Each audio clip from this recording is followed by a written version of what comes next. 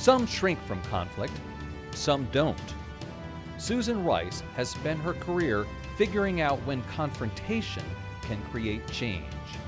Rice served as the National Security Advisor under President Barack Obama for 3.5 years, giving intelligence briefings to the president every morning. She was also the U.S. Ambassador to the United Nations. She currently sits on the boards of Netflix and the John F. Kennedy Center for the Performing Arts. She's here to talk about the global conflicts that put markets on edge and what we should do about them.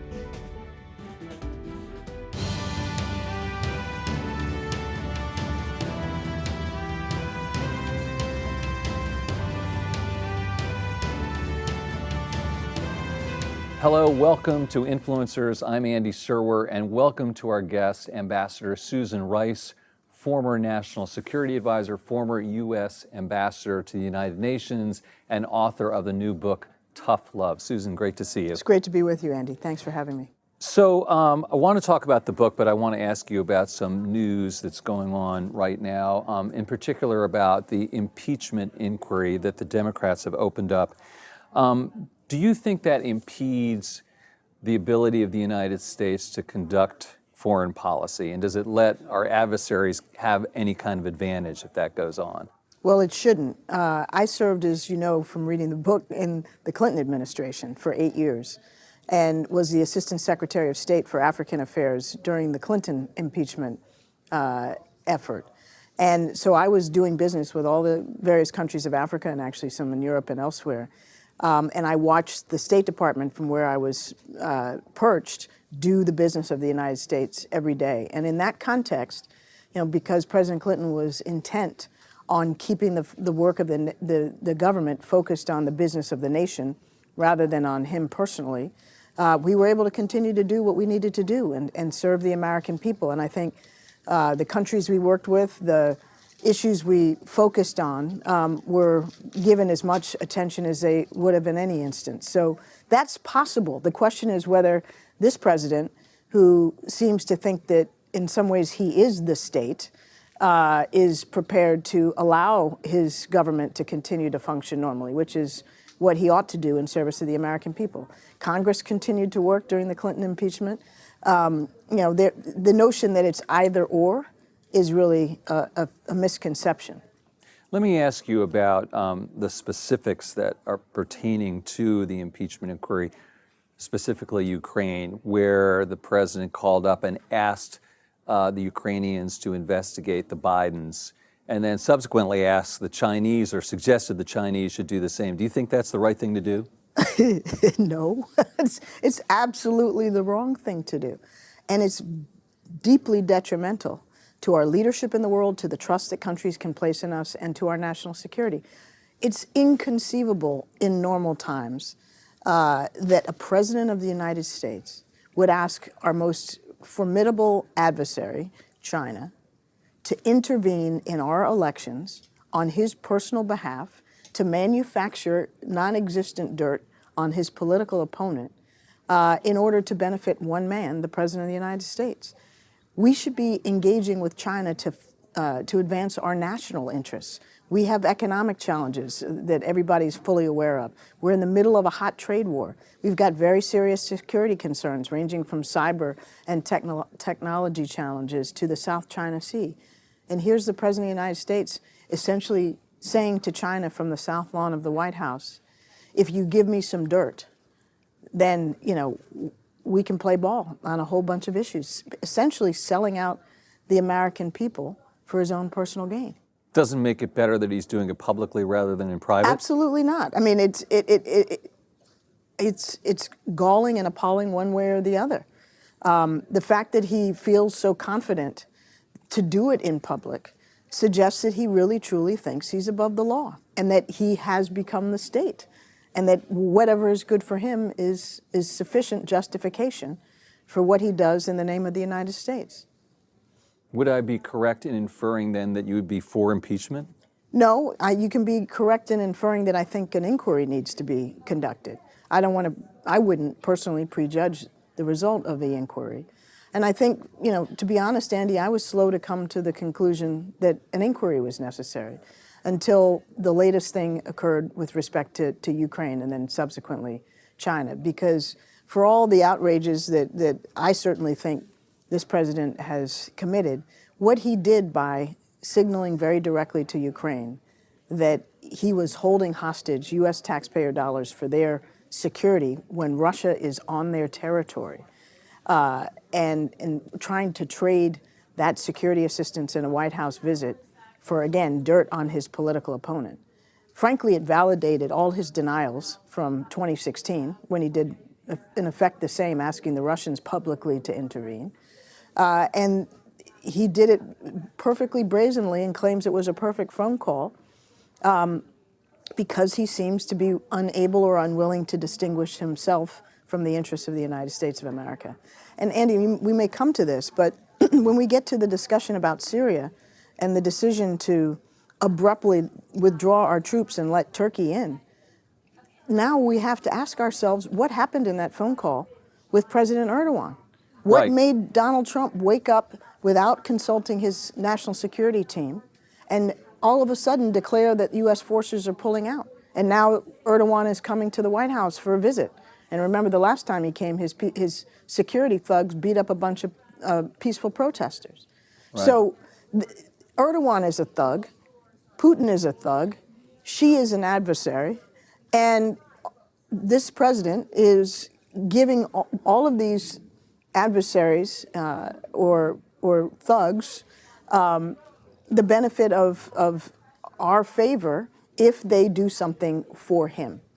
I do want to get back to Syria, of course, but sort of taking a bigger step back, Susan. I mean, is there a Trump doctrine? Yeah. When it comes to foreign policy? It's actually not America first. It's me first. And I would, having to say that as a former national security advisor is appalling and dangerous and horrible. We are in quite a uncharted territory. And I don't take any pleasure in saying that, but I don't see what conclusion rational people can draw other than that the president has put a for sale sign on the Oval Office. And what he is selling is anything that would get him what he thinks would be politically beneficial to him, maybe also financially beneficial, although that's less clear.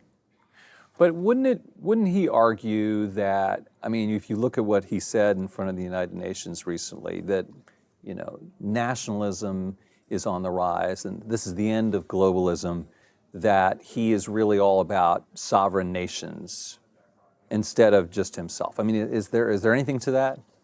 Well, there is such a political philosophy, which he occasionally tries to wrap himself in the mantle of, but that's not how he governs. And if it were how he governs, I would be critical of that, because I think we actually don't live in a world where sovereign nations can put up walls and pretend that they don't have economic engagement or security engagement with the rest of the world. We're way past that time. This is not, you know, the 14th century here. This is a world in which commerce and climate effects and disease and terrorists and weapons of mass destruction and all of these things can move across borders. And so to pretend that we can be an island economically or from a security point of view is a fallacy in the first instance. But leaving that aside, that's actually not his governing philosophy. That's great for a United Nations speech, but when you turn around and essentially in the same month, you know, try to cut a deal to undermine the security of an important partner, Ukraine, by withholding desperately needed security assistance because they are in a hot war still with Russia, who is supposed to be a primary adversary, and to withhold that assistance and withhold a White House meeting to extort false information that doesn't exist on a political opponent is the height of me first. There's no nationalism in that. Right. And this is a business news network, and Yes. so we're watching the financial markets feel the implications of those forces, sort of the unwinding of globalism brought about by President Trump, but also other forces as well, like Brexit, and maybe President Xi, who's a strong nationalist. So the implications from a business standpoint are writ large as well, right? Well, absolutely. Andy, we don't have the luxury of disentangling ourselves from the rest of the world, as as simple as that might seem. And we are now feeling the economic costs, the beginning of the economic costs of this trade war that we initiated with President Xi. And I write in the book about President Obama's very last meeting with President Xi of China. We were in Peru at the APEC summit in November of 2016, and President Obama and President Xi had developed a working relationship where we were able actually to cooperate on important things, even as we were very firm in our competition with them. And at the end of the meeting, unsolicited and kind of out of the blue, President Xi says to President Obama, look, China does not want a trade war with the United States, but if the United States starts one, we will fight it to win.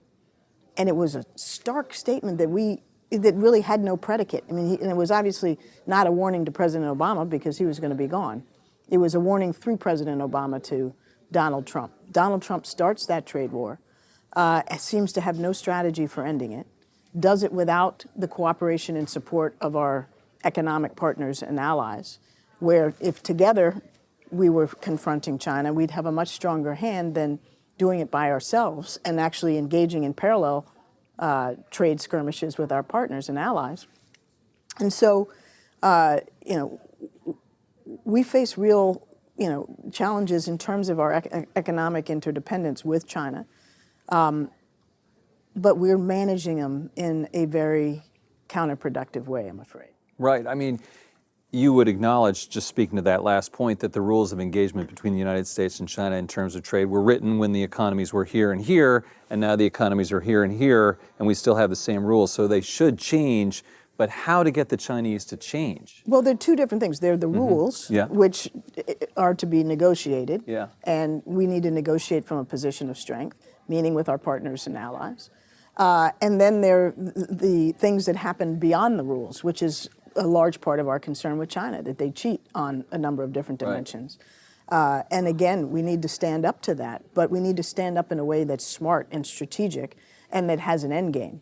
And I don't envision an end game other than potentially capitulation after a costly and lengthy trade war. The Chinese, and this is what President Xi was saying to President Obama, they're not going to back down. They're not scared of Donald Trump, not under this Chinese leadership at this point in their history and development. It's not what they want, but if that's what we bring, they're going to play to win. And we need to understand that. I think the Trump administration has a perception, whether they're dealing with Iran or China or any of these ancient cultures that have a history and a pride and a philosophy of their position in the world, which may not accord to our view of their position in the world, but that they're not going to just back down because we say boo. And, too often we see the president backing down after escalating and raising expectations. So what are some specific ways to deal with China then? In other words, you can just continue to negotiate and try to make incremental gains in terms of all manner of things, from trade to, say, human rights. I mean, we got a whole lot of reasons to be very concerned about human rights in China. Yes. And that was something that we and I think previous administrations took quite seriously. Right. But the larger challenge with China is it's the most consequential bilateral relationship in the world, U.S. and China. For the reasons we've discussed, they are rising and they're going to become a more and more formidable competitor, economically, militarily, and otherwise. But that does not render conflict inevitable. Right. And one of the other things I write in the book is about how during the transition between the Obama and Trump administrations, I met on a number of occasions with my designated successor, Michael Flynn, who lasted 24 days into the Trump administration. But he gave me a very interesting insight into how they were thinking about China. And I can't say that it was the president's view, but it was his view. I think it's Peter Navarro's view, which is essentially, we're going to have to fight China sooner or later. They're just going to get stronger, so let's fight them now. And he didn't mean purely on an economic basis. He meant fight them. I don't think we should accept conflict as inevitable with China. We're going to have to compete, and it could get ugly, and we got to compete with all of the assets that we have, including our partners and allies. But there are also avenues through which we can and must cooperate. And that's what we were able to do in the Obama administration, is balance the competition with the cooperation. That's how we got the Paris Climate Agreement, working with China. That's how we got the Iran nuclear deal, working with China. That's how we were able to get the toughest sanctions to date on North Korea. I was negotiating in the UN with China. We're so far from that right now, right? We're very far from that. Working with China to we got sort a of have cyber international agreement things. that nobody Right. thought we could get in 2015, where we agreed not to steal each other's intellectual property using cyber means for commercial gain. That deal largely held, and I was involved in negotiating it, as I describe in the book.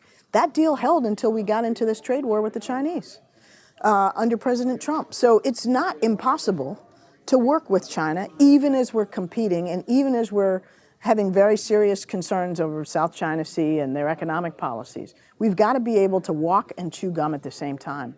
And I think we've seemingly lost that ability. That maybe any young child could do, but that's a whole. So I want to talk about your book, of course, and the title is curious to me, Tough Love. What is that from? What does that mean? Tough love. I mean, I know what it means, but. Tough love means, to me, loving fiercely, but not uncritically. And that's how my parents raised me and my brother. They had very, high expectations, and yet they gave us every support, every confidence.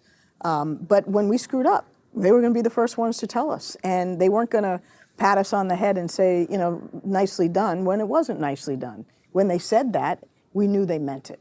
That's how I've also tried to raise my own kids with my husband. It's how I've tried to lead my teams in government. And it's frankly how I love our country. I think this is the greatest country on earth. I love it fiercely, but we make mistakes historically and in the present. And I think part of being a patriot is being willing to acknowledge those mistakes and learn from them and improve upon them. So that's how I was raised, Andy. I mean, it's, we all are fallible and we all can do better. And my parents raised me with the mantra to always do my best. And that they made it very clear that if I did my best and I screwed up something or wasn't very good at it, that's fine with them. What wasn't fine with them is, mailing it in or putting in a half-hearted performance on anything. And you grew up a black child growing up in this world of privilege in Northwest Washington. Was that a tough environment for you? Did that shape you? Well, I grew, to back up a few steps, Yeah. I came from parents who themselves had come up from modest economic circumstances. My mother came from parents who were immigrants to Portland, Maine, from Jamaica in 1912. My grandfather was a janitor. Right. My grandmother was a maid and a seamstress. They had nothing but grit and faith and hard work, and they managed to scrape and save and send their 5 kids to college. And 2 became doctors, 1 a university president, 1 an optometrist, and then my mom, who served on 11 corporate boards, was herself a corporate executive, and also, for the bulk of her career, worked in higher education finance and was known as the mother of Pell Grants, which have enabled 80 million Americans to attend college. My dad was born and raised in segregated South Carolina. He was the son of a minister, but his father died when he was 7, and that plunged their family into difficult economic straits. His mother had to go back to work as a teacher, or go to work. She had not worked prior to that. She had to get her teaching degree and go to work. And he, had to fight in a segregated Air Force in World War II with the Tuskegee Airmen, where he was fighting on behalf of freedom for everybody in the Western world except African Americans, who were not treated equally. And so they came from backgrounds where they had to make huge progress, and they did so against major obstacles. My brother and I, born in the 60s, were already in a better position because my parents had become professionals, and they were able to give us, a top quality education in Washington, D.C., even though, we Right. were black kids. I guess I meant more that the people around you, it was the environment that there was, The environment was challenging. But I Right, mean, look, right. first of all, I have to say, I'm blessed that I had that education, Yeah. and that's all I've known. Right. So yeah, I was one of six black kids in a class of more than 60 in my high school, and I had I did well academically and athletically and socially, but I also experienced something that may not surprise you because we come from the same area and grew up Right. roughly the same time, which is that at that white school, I saw some of the parents of my classmates, when it came time to apply to colleges, say to their daughters, don't worry about Susan. She's going to get into some of these good schools because she's black. Mm-hmm. And so it was this reverse, Yeah. diminished expectations because they were discounting my success because I was, in their mind, black. And it was a way of sort of encouraging their daughters in a false way, but it was also saying, that I'm not really worthy. So that got under my skin, and I worked my behind off, and I ended up sharing the award for valedictorian. So when that happened, I never said anything, but in the back of my mind, I'm thinking, now what are you going to say? Yeah. I bet. So how do you aspire to get into foreign policy as a young person? I didn't actually aspire to get into foreign policy. I knew I wanted to be involved in making public policy. And growing up in Washington all my life, I mean, I was in that world, and my friends' parents were in that world. And I worked on Capitol Hill for 4 summers in high school. And so the business of Washington I was raised with. But I actually thought, until I went to graduate school and started studying international relations, thinking I was going to go on to law school and be some sort of public interest advocate or civil rights attorney or something like that.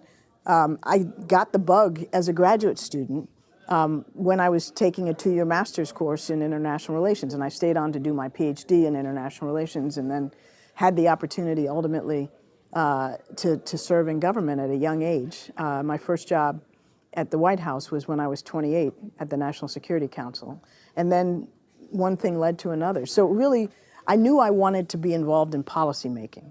At one stage, I thought I wanted to do it through elected office. I realized in my mid-20s that I didn't really have the patience for that, and that I could make policy without doing it through elected office, and that's what I was thankfully able to do. But elected office is still out there for you, maybe, right? Well, elected office is still out there. Whether it's for me or not, we'll have to see. I haven't ruled that out by any means, and at different stages I've thought about it. I think I'm a little more patient, and I'm a little more suited temperamentally to the give and take and the compromise that it should occur in Congress if Congress is working. But having said that, I can serve again in an executive branch capacity, or I can go in a completely different direction and stay out of government. There are many different ways to serve, and I think I will do what I'm excited about and where I think I can contribute. It doesn't have to be in foreign policy anymore. Let me ask you about Benghazi, Susan, because your name is going to be linked to that forever to one degree or another. You've been exonerated across the board. Trey Gowdy exonerated Trey you. Gowdy. Trey Gowdy. Yeah. But if you Google it, and there's always the right-wing trolls out there that are forever going to say, she was guilty of a cover-up. She was guilty of misconstruing the information. Does that bother you, or where do you come out on that today? Well, it bothers me because it impugns my integrity. Yeah. And, I can make mistakes, I can be wrong, but I don't mislead, and I wasn't dishonest. And you're right to say that, 8 congressional committees and everybody who looked into it agreed with that conclusion, that I had not lied or misled in any deliberate way. But there will always be those, and they're sort of the noise of the far right that, frankly, I tune out because otherwise, it would make you a little bit crazy. But the notion, as you said, that my name is forever in some fashion synonymous with that. It is not a happy thought, but it's a price I, in some ways, signed up to pay when I decided to serve. It's sad that that should be the case, but I would serve again and do what I've done if given the opportunity, because it's such a privilege, and I think it's important work that our public servants do on behalf of our country, and I was really proud to have that opportunity. So for all that I endured in that context, I would serve again and be very grateful and proud to do so. Let me ask you what I think is the question of our time when it comes to your world, and it pertains to a lot of things we've been talking about, which is, you know, since World War II, we've had this seemingly inexorable rise of globalism until now. I hate that term, by the way. Inexorable or globalism, or which one? Globalism. Okay. Why is that? Because it's a term that's now been hijacked by the right to imply, you know, that there's something. It's abandonism. Pejorative. I think of it that way now, and that's why you have Trump saying at the UN, the Yeah. era of globalism is over. It's not about globalism. It's about, we live in an interconnected world. Okay. We live in a world where, you know, from an economic point of view, from a security point of view, from a social point of view, we're inextricably linked. So, but my question is, whatever you want to call it, the world was maybe coming closer together. Yes. We were cooperating more. I'm not going to use the G word. Okay. Until recently. And recently, then, we've had, as I said, Brexit, Donald Trump, Erdogan, Bolsonaro, Xi Jinping. It's reverted a little bit, right? Things have gone in reverse a little bit. And my question is that a permanent thing, maybe for the rest of our lifetime, or is it a little blip? How much of a setback in terms of the world coming together are we in the midst of? It's hard to judge. My instinct and my expectation is that it is not permanent, that this is something of a phase. I say that because the forces of progress pull us in a direction where we have to engage each other and hopefully in that engagement cooperate. But we don't, as I was saying earlier, we don't get to throw up walls and pretend that we all live in our own little patch of earth. That's not how we function anymore. We've got all kinds of things that connect us, whether it's technology, whether it's, you know, the movement of people, whether it's air travel, whether it's commerce. And, you know, unless we want to go back to medieval times, which I don't think we could even if we wanted to, we're not going to be able to undo the forces that have brought us to this point. And so we can fight them, which is in effect what some countries are doing now, and what Trump philosophically portrays himself as doing.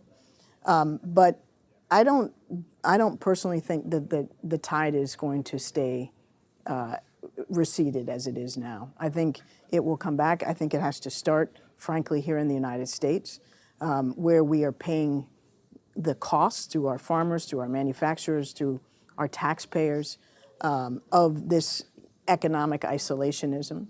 You know, this trade war with China is not something China is paying for, as the president would have people believe. You and I are paying for it, and so is every American with increased prices. And this is going to get, you know, the promise that he has held out of putting up these walls and being America first, it's an illusion, and it's becoming a costly illusion. So I think here, I'm hopeful that, you know, that people will see that this is actually not a path that serves us well. And, you know, we'll see what happens in other parts of the world. You know, even in places like Italy, you know, the tide may already be turning.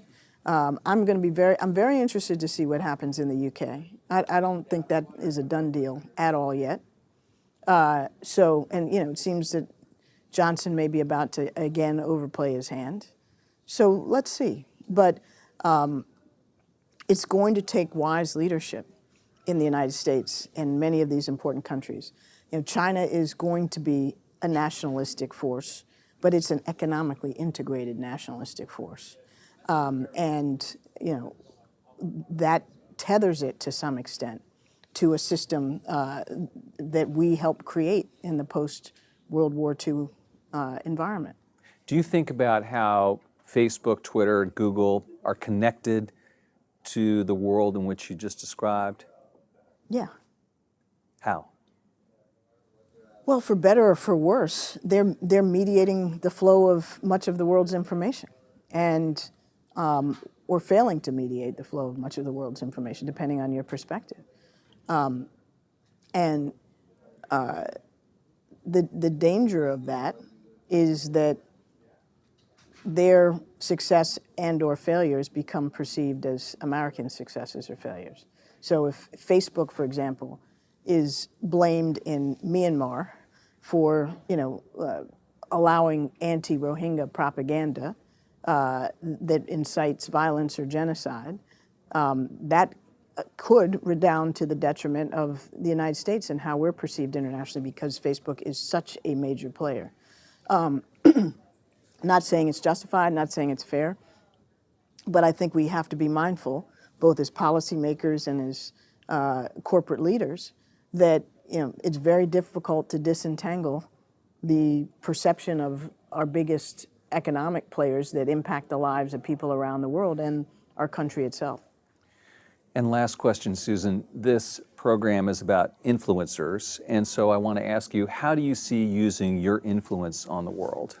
Well, Andy, one of the many reasons I wanted to write this book, but I think one of the most urgent reasons is because I'm deeply worried that we're at a point where our domestic political divisions threaten to undermine the stability of our democracy and, very importantly, our national security.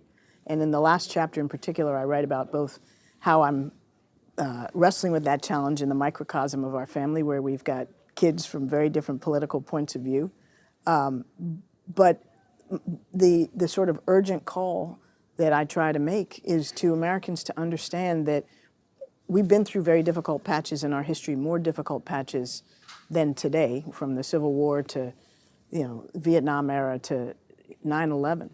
But if we don't recognize the urgency of this moment and understand that healing these divisions is an absolute necessity for our continued leadership, our strength, our ability to serve the economic and the security interests of this country, then we may well find ourselves before too long greatly diminished and corroded from the inside out. But because our divisions are a problem of our own making, it's a problem we have the capacity to fix if we understand its urgency and if we're prepared to see ourselves as greater than the sum of our parts. I mean, we are all Americans in this boat together, and we can sink because we put all our weight to one side and flip the boat, or we can balance out and row in the same direction. And I think we can do it. I think, as I said, we've overcome much worse.